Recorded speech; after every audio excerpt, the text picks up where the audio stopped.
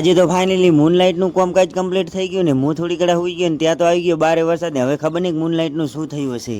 તો કેમ છો મિત્રો ને 30 દિવસના મિલીલોક ચેલેન્જ છે આજે 8મો દિવસ ને તમે બધા કહેતા છો કે મૂનલાઇટ બનાવતા હતા એનું કામકાજ કેટલી તો ભાઈ વાતમાં કઈ કેવું છે કે આપણે કાલે ગુરુ પૂનમના બહાર જતા રહ્યા એટલે આપણે મૂનલાઇટ નું બિલકુલ કામ કર્યું નથી એટલે આજે આપણે કરવાનું છે એનું કામકાજ પૂરું. આપણે ચૂનું લાવવાનું ભૂલી ગયા હતા એટલે આપણે મૂનલાઇટ નું કામકાજ આટલે પડ્યું હતું એટલે આપણે પછી નીકળી ગયા બજાર જવા માટે ફટાફટ લઈ નાખ્યો ચૂનો લઈ લીધી એક વાટકીમાં તેમાં તમારા ભાઈએ ચૂનો પલાળી નાખ્યો. હાથમાં કાતર હતી વિચાર્યું થોડા ભત્રીજાની ટાલમાં બાલ કાપી નાખ્યો થોડી વાર તો ભત્રીજો જ વિચારમાં પડી ગયો.